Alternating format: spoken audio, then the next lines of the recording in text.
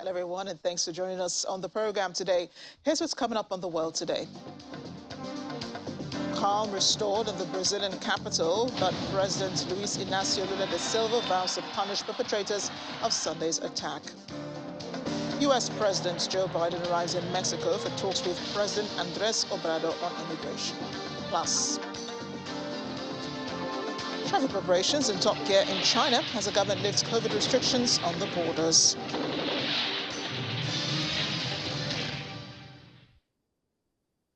Thanks again for joining us. I'm Amarachi Ubani in Lagos. To begin with updates from Brazil, President Luiz Inácio Lula da Silva has been meeting with his cabinet hours after supporters of his predecessor Jair Bolsonaro stormed and sacked the three branches of government in the capital, Brasilia.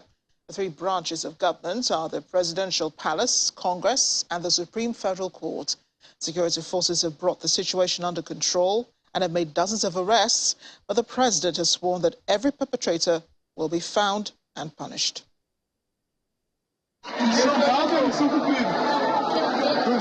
This is the moment supporters of Brazil's far-right former president Jair Bolsonaro invaded the country's Congress, Presidential Palace and Supreme Court on Sunday.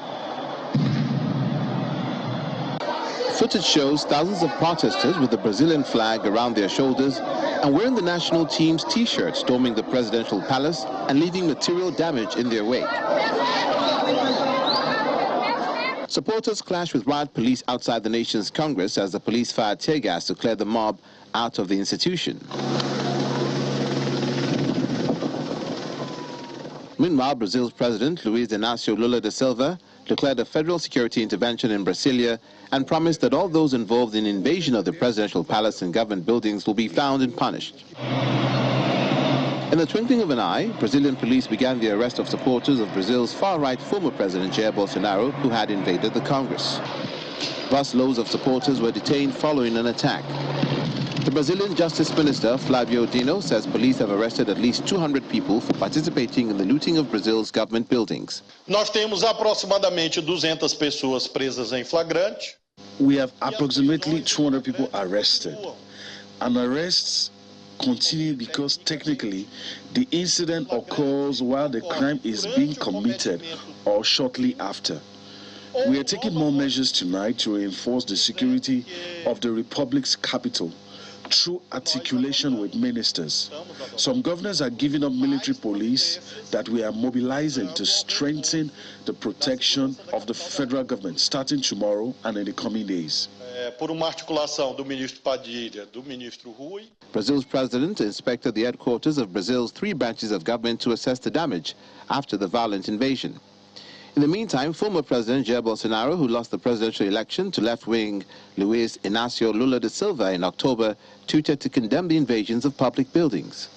While United States President Joe Biden has described the violence as outrageous, a UK Prime Minister Rishi Sunak has denounced it as an attack on democracy. Other political leaders around the world have condemned Sunday's events in Brasilia, throwing their support behind Brazil's new president, Lula.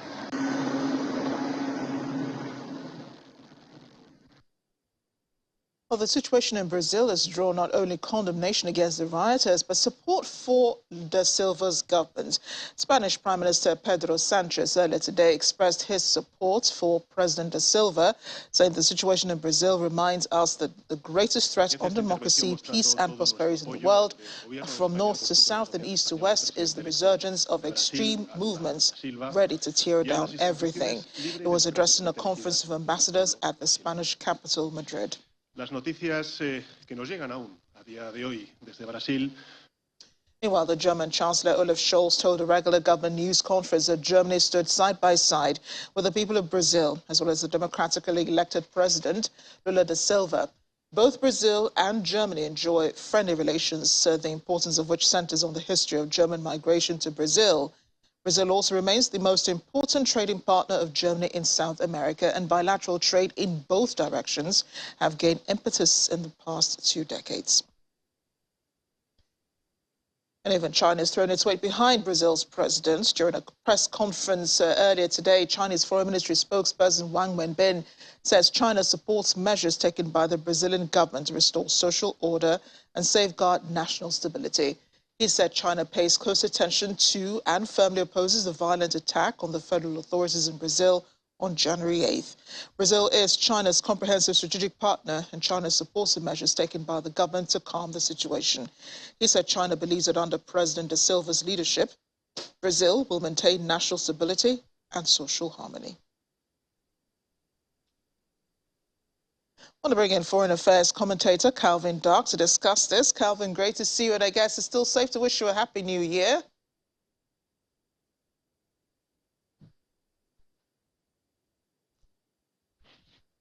Calvin, I'm hoping you can hear me. Let's begin. You're in Rabat, Morocco, which is hours and kilometers away from Washington, where we're used to talking to you. But there's been a lot of condemnation for the riots that took place in Brasilia yesterday. I know for many Americans, it almost feels like deja vu. How significant is this? And this is happening around the same time the U.S. Congress, January 6th style, and also happening around the anniversary of that attack on the U.S. Capitol. We'll return to Calvin a little later, seem to be having problems with the connection there. In the meantime, we and the rest of the world did watch as history was made in the United States last week when a speaker was elected in the House of Representatives after 15 rounds of voting. A triumphant McCarthy succeeded eventually after making extensive concessions to right-wing hardliners that raised questions about the party's ability to govern. McCarthy's victory in the 15th ballot ended the deepest congressional dysfunction in over 160 years, but it sharply illustrated the difficulties he will face in leading a narrow and deeply polarized majority. He won at last on a margin of 216 to 212. He was able to be elected with the votes of fewer than half of the House members, only because 6 in his own party withheld their votes, not backing McCarthy as leader, but also not voting for another contender. After 11 rounds of the tellers agree in their tallies that the total number of votes cast is 431, of which the Honorable Kevin McCarthy of the state of California has received 213. The Honorable Hakeem Jeffries of the state of New York has received 211.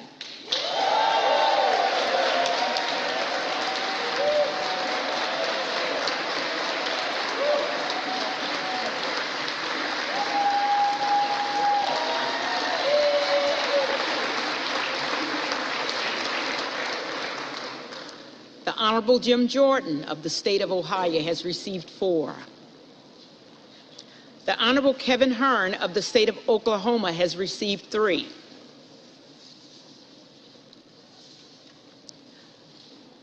No member-elect having received a majority of the votes cast, the Speaker has not been elected.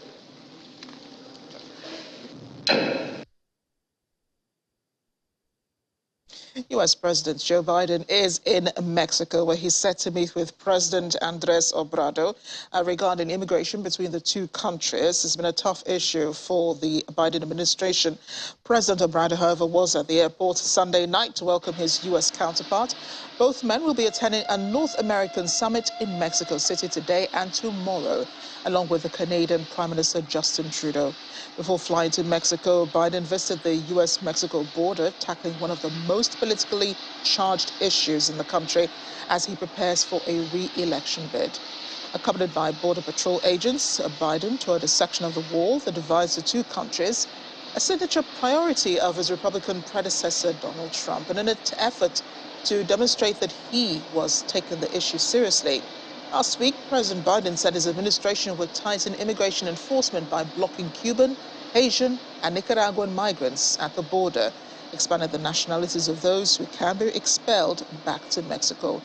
But that has not impressed Republicans like Texan Governor Greg Abbott, who accused him of failing to enforce immigration laws.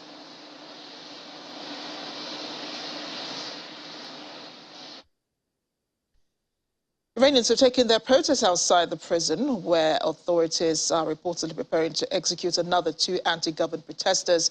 Opposition activists posted videos showing people chanting slogans in front of Rajai Shah, the jail in the city of Karaj.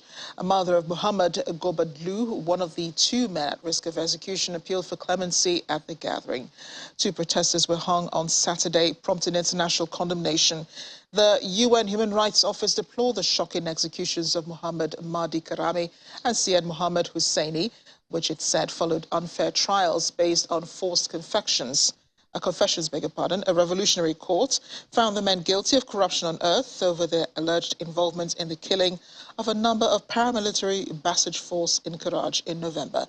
Both denied the charge and said they were tortured instead. Pope Francis has condemned Iran for using the death penalty against those demonstrators demanding greater respect for women. Pope's remarks made in his yearly speech to diplomats accredited the Vatican, where he's strongest since the start of nationwide protests in Iran following the death in September of a 22-year-old Kurdish Iranian woman, Mahsa Amini, in police custody. Francis also repeated an appeal for an end to the death penalty worldwide, saying it is always inadmissible, says that it attacks the inviolability and the dignity of the person. 4 protesters have been executed in the aftermath of the unrest in Iran.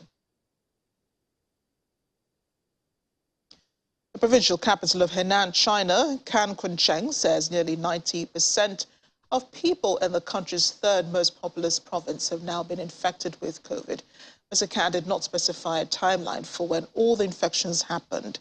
But as China's previous zero-COVID policy kept cases at a minimum, it's likely the vast majority of Henan's infections occurred in the past few weeks. He said visits to fever clinics in Henan province peaked on December 19, after which it showed a continuous downward trend.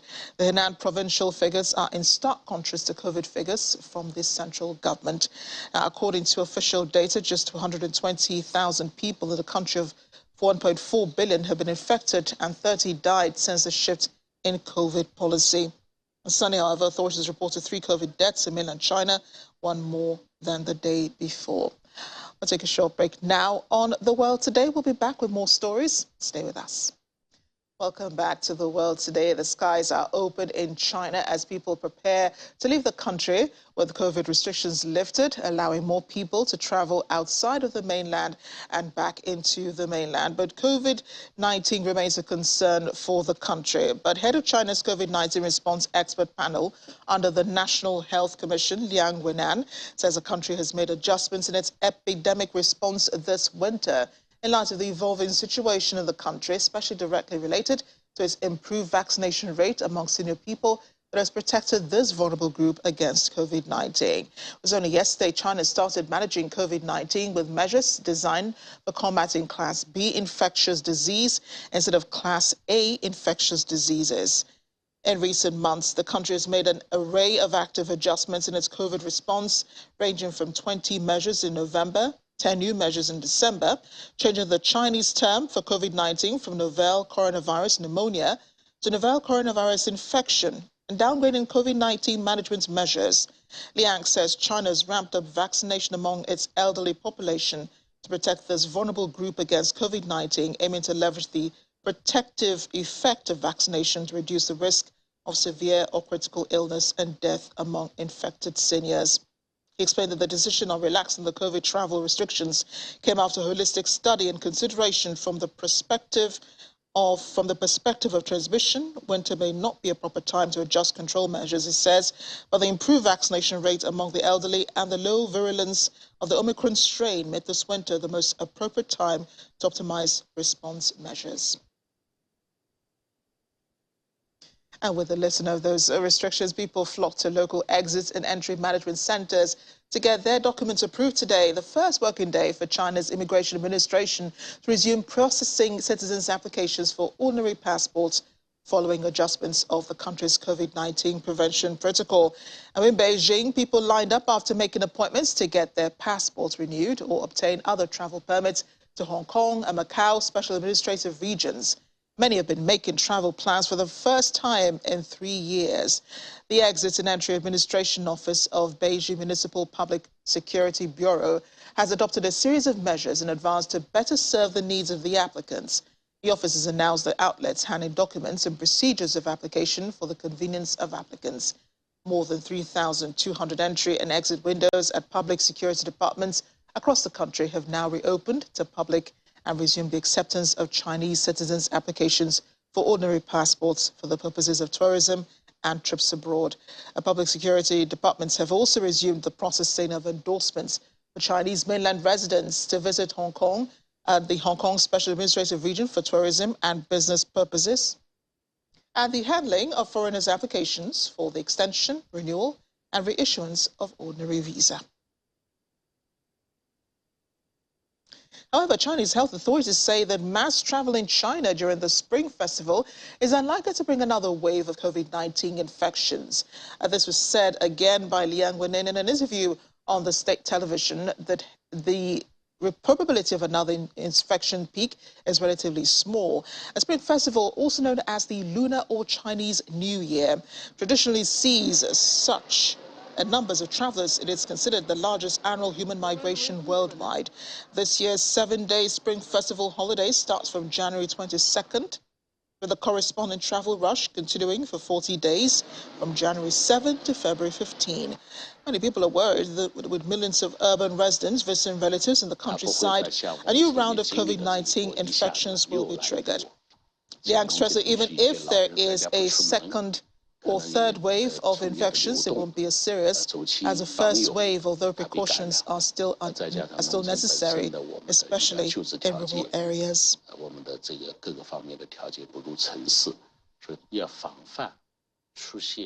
Well, what about the weather in India? Inclement weather returns to northern India. Heavy fog covering much visibility across the region, disrupting train services and causing authorities to defer school reopenings after Christmas and New Year holidays. The Indira Gandhi International Airport in Delhi, the Indian capital, asked passengers to contact their airlines for updates on flights, while data from private flight trackers showed several flights had been delayed. Delhi has already extended winter holidays for many schools by a week. Many private schools are to reopen, which are set to be reopened today, have moved their resumption dates. The Indian Meteorological Department has forecast dense to very dense fog conditions over many parts of Delhi and northern and eastern states such as Punjab, Haryana, Uttar Pradesh and Bihar until tomorrow. To Australia now, Prime Minister Anthony Albanese has promised help to repair homes, replace property and rebuild infrastructure as he toured remote flood-ravaged communities across the northwest after a 1-in-100-year floods. A crisis in the Kimberley, a sparsely populated area in Western Australia's state, about the size of the U.S. state of California, was sparked last week by severe weather system Ellie, a former tropical cyclone that brought a year's worth of rain to some areas in a matter of days. Albanese announced on Monday a home repair up to $10,000 to replace household goods. He said it was too soon to estimate the full cost of rebuilding wrecked highways and bridges, but the final figure will be very large. Military aircraft helped airlift supplies and evacuate residents in cut-off towns such as Fitzroy Crossing, home to roughly 1,000 people. More than 280 people across the region have been evacuated or relocated, according to state authorities.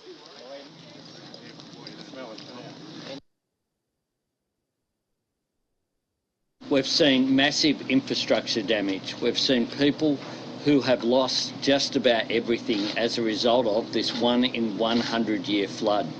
We've seen massive infrastructure damage, particularly to the crossings into Fitzroy Crossing. That will take some time to repair. But today as well, we've had immediate announcement about support that's needed on the ground to help people be able to build back. The people on the ground and here in emergency services as well, who've lived in this community for a very long period of time, say that this is unprecedented. And when you go and look firsthand at the damage that was done, for example, to the bridges and the roads, you see the power of this water and the difference that it's made. What is extraordinary is that there isn't a greater human cost.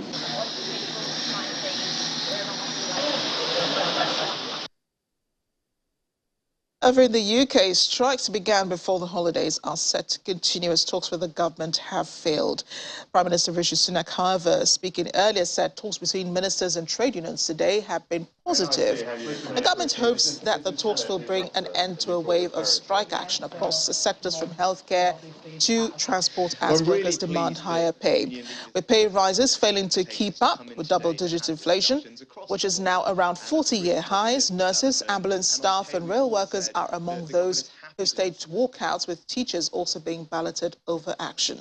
The government has argued that inflation-matching pay rises will only fuel further price increases and cause interest rates and mortgage payments to go up further. England's National Health Service aims to begin discharging thousands of patients into care homes and other settings in the next few weeks in an effort to free up desperately needed beds during one of its toughest ever winters.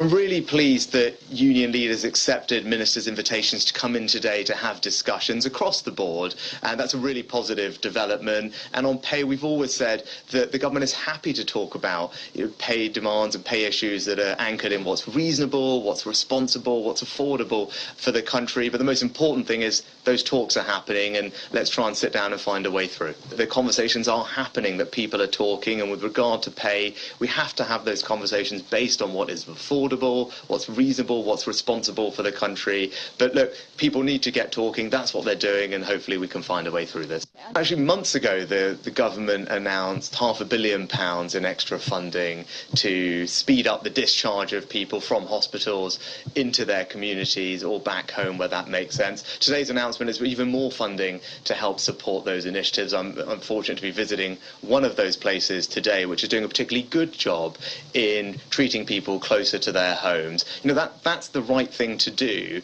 because what it means is it frees up pressure in our hospitals. That will ease some of the burdens that we're seeing in emergency departments and ambulance waiting times. And it's also better for people to be treated at home where they can be, or closer to their home. It's part of our plans to drive down waiting times in the NHS. We can return now to our lead story today, which is updates on the situation in Brazil after a night of protests and invasion into the country's Congress, the presidential palace, as well as the federal Supreme Court. Damages were reported, but no lives were lost, thankfully. President Luis Inacio Lula da Silva has paid a visit to these areas. He's looked at the damage. Earlier today, he met with his cabinet, and the situation is said to be under control. Police were seen earlier this morning trying to disperse the group of protesters who had set up camps near the area. A lot of calm said to be restored to the place. World leaders were reiterating their support for the Brazilian president. The U.S. president saying that the U.S. stands with Brazil at this time. Also Spain supporting Lula da Silva's government, saying that the situation in Brazil reminds us the greatest threat on democracy, peace and prosperity in the world from north to south and east to west is a resurgence of extreme movements ready to tear down everything. He was speaking to ambassadors in the Spanish capital, Madrid, earlier today. Even China has responded to the situation in Brazil, declaring support for Lula da Silva's government and promising support also as federal authorities tackle the violent attacks that happened on Sunday night. Brazil is China's comprehensive strategic partner. China supports the measures taken by the government to calm the situation. Germany's Chancellor Olaf Scholz also told a regular government news conference Germany stands side by side with the people of Brazil, as well as the democratically elected President Lula da Silva. Da Silva was sworn into office on January 1st. He is a former president of Brazil, taking over from former President Jair Bolsonaro, who is currently out of the country. His supporters were the ones who attacked Congress on Sunday night. I want to bring in Foreign Affairs commentator Calvin Dark. Hopefully he can hear me now. Calvin, great to see you. Happy New Year. It's been a struggle getting you this afternoon, but great to see you. Now, there's a lot of condemnation, however, for the rioters and their movement towards, these three arms of government, these structures of government, the presidential palace, the Congress, as well as the federal Supreme Court.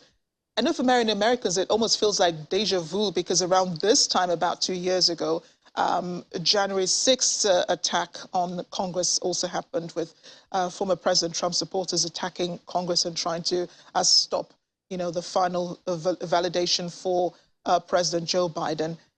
Is it interesting that this is happening in Brazil, a country where former President Jair Bolsonaro is also a supporter of Trump, an admirer, I should say, of the former U.S. president?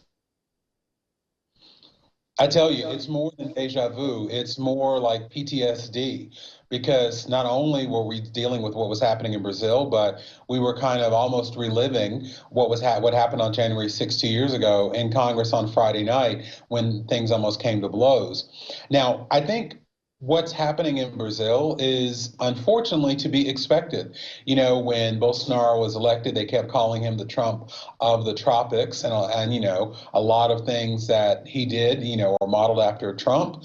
And, as I think about the two leaders and their responses, Bolsonaro actually did better than former President Trump, because at least Bolsonaro did condemn the acts of the rioters.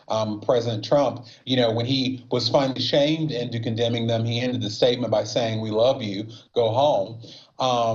However, they are both in the similar situation of not having conceded the election. And that's the more hurtful to democracy for Brazil and the United States, because conceding an election is a very key part of democracy for the peaceful transfer of power. You wonder, what exactly was the plan here? So they attack Congress, they attack, the Federal Supreme Court, they attack, the presidential palace. Were they actually expecting, President Lula da Silva to step down? And I'm asking this because, we also talked about, the January 6th Congress attacks as well. And the point there was also to discredit Joe Biden's election and to make sure that he never took over office. Well, one thing I learned from January 6th in the United States that I think is absolutely clear is, they would always say with a lot of the MAGA Trump supporters, do we take them seriously or literally? And you have to take them both. And I think that either one of those is bad, and is probably what they're trying to do. I think there were many people there who were thinking that through this action they could change power. I think that there were many who were thinking that they could at least weaken Lula da Silva's legitimacy as president as they tried to do here. But like I said, either way is not good for democracy, and it's not good for either country. You spoke about the similarities between Bolsonaro and Trump. I also wanted to remind you that both of them also had almost the same opinions about COVID. First of all, it wasn't real. Bolsonaro, he rejected any evidence of COVID in his country, and that led to the rise in number of deaths from COVID in Brazil at the time. He himself getting COVID almost 3 times. But President Biden has condemned the attacks. Both countries share economic growth. They also share peace and respect for human rights. President Biden, has he said anything else, about any support to President da Silva at the summit? I know you've also heard the other world leaders say they support him at this time, but in the real sense of it, what does support look like? Well, I think the most important thing that President Biden has done, so far in the, direct aftermath of this is to unambiguously condemn it. And, we can't take that for granted. Too many times when these types of things happen, people slow walk the condemnation, and that gives credit to the people who are trying to overthrow the democratic process. So in the day after, President Biden did the most important thing with an unambiguous condemnation. Now, he also said that the U.S. provides its full support. I don't really know what that means. I don't know if the White House yet has a plan, but I think we will be there for Brazil. It's obviously in our economic interest. It's in our interest in the Western Hemisphere. But I think the most important thing was the unambiguous condemnation, and Biden's got that. Let's hope he has a plan going forward over the next few days. So President Lula da Silva says that each of the protesters who were there that night will be found and will be punished. While it may seem, a legitimate response right now, but going down the next few months, do you think that he would be the kind of leader, the sort of leader who would also clamp down on the opposition, especially Bolsonaro supporters who have tried to topple his government? Well, he's got a big challenge. He's got to walk a very fine line. On the one hand, he should find and prosecute every single person that broke the law in this riot, attempted takeover. I know that here in the U.S., I think it's 900 or so people were arrested and charged and tried in some way. So it's possible. But what we also have to remember, and what Lula Silva has to remember, is that it can't cross the line to attacking the opposition. That's easy to do. And once you do that, it takes away the legitimacy of holding the people responsible who committed these acts. I hope that he can thread that needle. President Silva once faced corruption charges before he was able to run again for office, being Brazil's president in the past. Do you get a sense of how, people really feel about him returning back into power, even for, many of these leaders around the world who are commenting now and saying, they stand with him? I don't think that, obviously with his past, with the corruption charges and everything, that definitely complicates, his standing in the world. But I think the most important part is that he was democratically elected, and the international community accepts that. And something else, that when you look at the rioters, I was listening to some of the things that they were saying. I don't think it had much to do with the corruption. They didn't want to accept the election results. And I think that a lot of times when you see groups of people doing this, trying to subvert the democratic process, it has little to do with their disagreement of who actually won, because the time for that is during the campaign and the election. People will find an excuse to do it. I think that's going to hurt, like I said, his standing in the world, but he's legitimately elected, and I think the international community will accept him for that. What do you think is going through President Jair Bolsonaro's mind at the moment, as he looks at these images of supporters raiding these arms of government and trying to cause disharmony in the country, and just giving us a feel of, a lot of Trumpism? Well, I don't know what he's thinking. If he's thinking the way Trump was, as we heard from the January 6th committee, he watched on TV and was actually kind of happy to see people, fighting for him with the Trump signs. I hope that's not how Bolsonaro is feeling. If I understand correctly, he was in Florida, which is just a whole nother level of coincidence, considering that's where President Trump is based now. I think he's got to be worried about what his next move is, where he's going to be. There have been calls from the U.S. to tell him to get out of Florida and to stop, harboring him. Some of the Democrats in the House have said that. So I don't know what he'll do. I know he's got to be thinking about where's the safest place he can be. I hope it's not on President Trump's 2024 campaign staff. That is funny, Calvin. But, just as a thought, really, can the current president of Brazil, request his extradition, as they go after these perpetrators of this violence that happened in Brasilia? I doubt it, because one of the things that the U.S. is very reluctant to do is extradite or get into any of these kinds of debacles with current heads of state and former heads of state, particularly very recent former heads of state. So I don't see that going anywhere in the U.S. of responding to what De Silva may request as far as extradition goes from the U.S. But could he be held responsible, though, for what happened on Sunday night? I think that's why investigations are so important in this. Like I said, it was important here in the United States. But from what I see now, especially since he denounced it, unless there is some type of direct proof of him organizing it, I don't see that happening. Look, we have in the United States direct involvement of Trump and his staff in fomenting the anger in that day, and we still have half of our country that doesn't believe that he should be prosecuted. So I think it's even less so probable for Bolsonaro. Calvin, thank you so much for joining us on the program. Appreciate your thoughts on these issues, and wish you all the best in Rabat. Good to be here. Welcome back to the world today, and the borders are open in China. That's because the government recently lifted from January 8th COVID restrictions on the borders, meaning people can leave mainland China and people can come into mainland China, although with just a few restrictions. Ahead of China's COVID-19 response expert panel under the National Health Commission, Liang Wenan said the country did make adjustments in its epidemic response this winter in light of the evolving situation, especially directly related to its improved vaccination rate among senior people that has protected this vulnerable group against COVID-19. Yesterday, China started managing COVID-19 with measures designed for combating Class B infectious disease instead of a Class A infectious disease. In recent months, the country has made an array of active adjustments in its COVID response, ranging from 20 measures in November to 10 in December, changing the Chinese term for COVID-19 from novel coronavirus pneumonia to novel coronavirus infection, and downgrading COVID-19 management measures.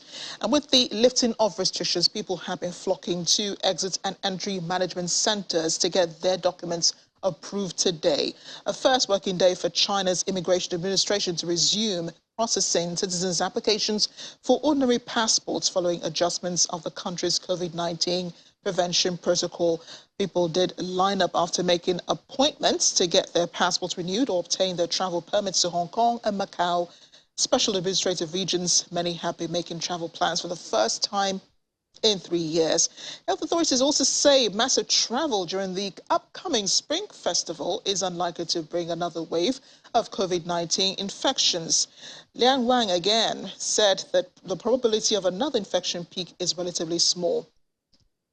The Spring Festival, also known as the Lunar or Chinese New Year, traditionally sees such large numbers of travelers. It's considered the largest annual human migration worldwide. This year's 7-day Spring Festival holiday starts from January 22nd, with a corresponding travel rush continuing for 40 days from January 7 to February 15. Many people are worried, however, that with millions of urban residents visiting relatives in the countryside, a new round of COVID-19 infections will be triggered. Liang says that even if there is a second or third wave of infections, it will not be as serious as the first, although precautions are still necessary, especially in rural areas. Joining me now is the Deputy President, Nigerians in Diaspora Organization, Jeffrey Wheel. Thank you so much for joining me. He's in Shanghai. And I say Happy New Year to you. I'm not sure we have seen this year, or do I wait until the Spring Festival to wish you a Happy New Year? I can't tell. Happy New Year too. We are still foreigners and we are Nigerians.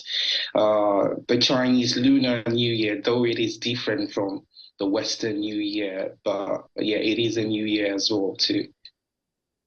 Indeed, we're all entering January 1st at the same time. So we're seeing these reports online, even on social media. Airports already packed full, with Chinese people taking advantage of the lifting of COVID restrictions on the borders of travel. Outside of China, we've seen reunions take place at the airports, traveling to China, meeting relatives, and then going on to Hong Kong and Macau and the other territories, administrative regions, and those who are coming also to mainland China. Is there as much buzz about travel in Shanghai where you are? Yes, thank you for having me once again. Currently in Shanghai, people are quite excited. Although Shanghai is actually just recovering from the widespread Omicron infection.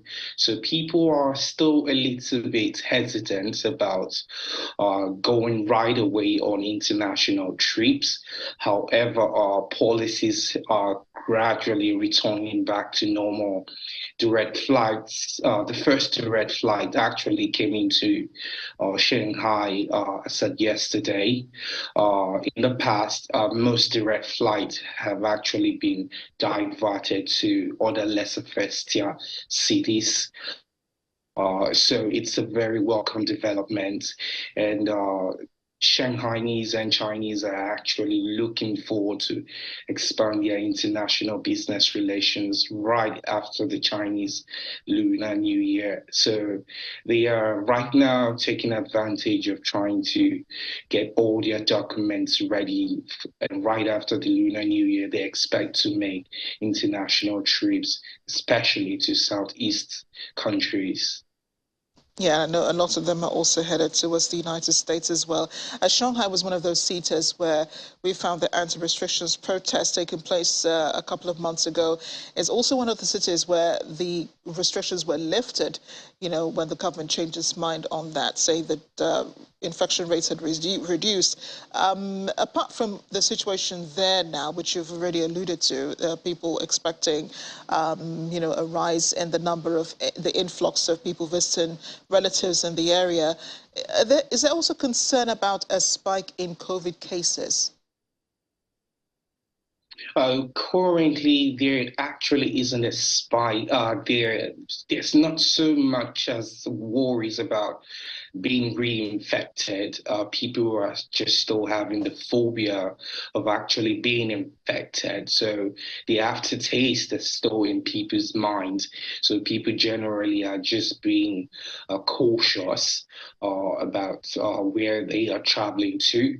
However, within China, there are cities that are actually returning back to normal, while there are cities that there is actually an increase in infection rates. Therefore, as for Shanghai, people are gradually coming back to the city. The metro has seen an increase of about 30% in riders, and as well as shoppers as well. Shoppers are gradually coming out.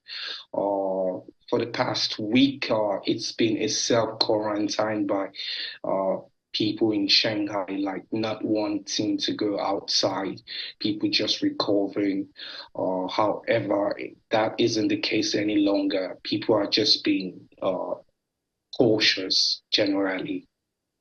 Yes, and I see that my producer has up video pictures from Germany and European countries showing people just preparing to head on to either China or people expecting to travel out of China to those countries. But let's talk about the Nigerian community in Shanghai. Yeah, in Shanghai as well as in China. Are people also looking forward to traveling outside, or are they expecting relatives to come meet them? Actually, Nigerians, most Nigerians who are majority of Nigerians in Shanghai are students. However, you do have professionals, and they are quite glad about the border being reopened. In the past, tickets have been actually very expensive. Tickets have actually risen to as much as $3,000 to $5,000 on a round-trip ticket. Sometimes you are unable to actually get a seat. However, as of yesterday, ticket prices have actually dropped as much as 30%. So Nigerians are actually, there are Nigerians, they don't really want to travel. There are Nigerians who are actually looking forward to inviting their loved ones to come visit them.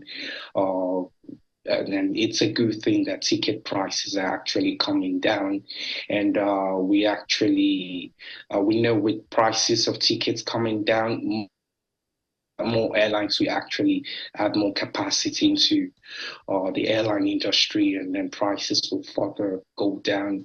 However, Nigerians are not actually looking forward to travel pre-Lunar New Year right now, but after the Lunar New Year, definitely towards spring, there are Nigerians who are actually making plans to go to neighboring countries, and a few Nigerians as well looking back to go back home as well too. Yeah, and you know, China has some of the most beautiful pictures of spring. You know, with those I forget what they're called, a particular flower that actually blooms, signaling the start of spring. It's really, really lovely to watch. Thank you so much, Jeffrey. Appreciate you joining us on the program. We know it's past midnight where you are, so appreciate the sacrifice you seem to be making for us this evening. Thank you very much.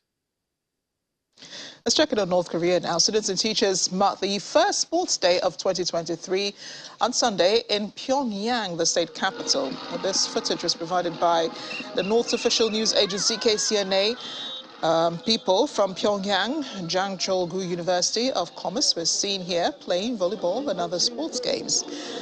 The news media said officials and workers across the country also enjoyed ball games, group running races, traditional sporting events to mark the first sports day.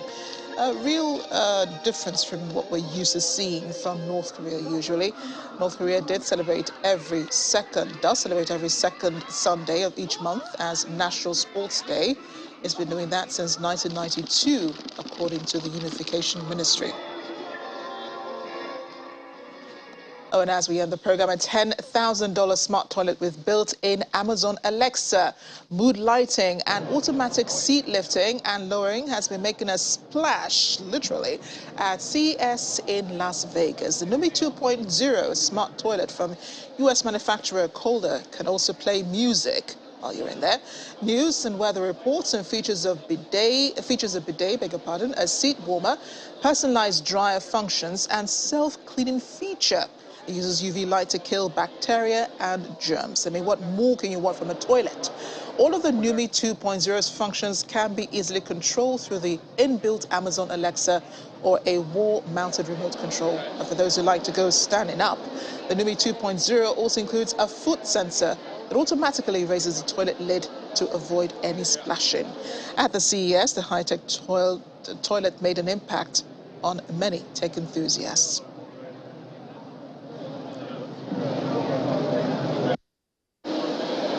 We have on display here the new Numi 2.0 smart toilet from Kohler. What's great about all of our smart toilets is that when you walk up to it, it opens automatically. It's got a built-in bidet with a stainless steel wand and UV cleaning device that's different than some of the other options on the marketplace today. With our Kohler Numi 2.0 smart toilet, you'll never leave the lid up again. It's a completely touchless experience that closes and flushes automatically as you leave the bathroom. The Amazon Alexa is built into the product, so it's embedded within Numi 2.0. It allows you to access a couple of unique features like flush your toilet or start your bidet cleansing experience. It also allows you to play music, streaming your music through your smart home device. You can play your favorite podcast, check the news. Maybe while you're getting ready in the morning, check your weather before you get out the door. It's a very applicable set of features through the Amazon Alexa. As I said, what more can you want from a toilet? Thanks for watching. I'm Amarachi Ubani.